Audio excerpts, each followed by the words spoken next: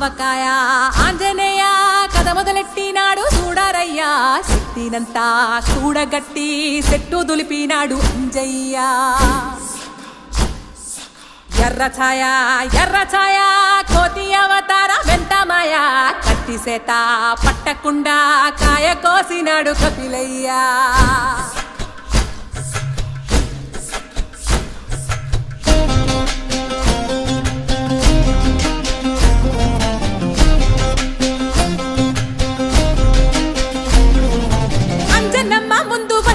పుంజుల్ CD మామిడి ముక్కలు కుప్పల్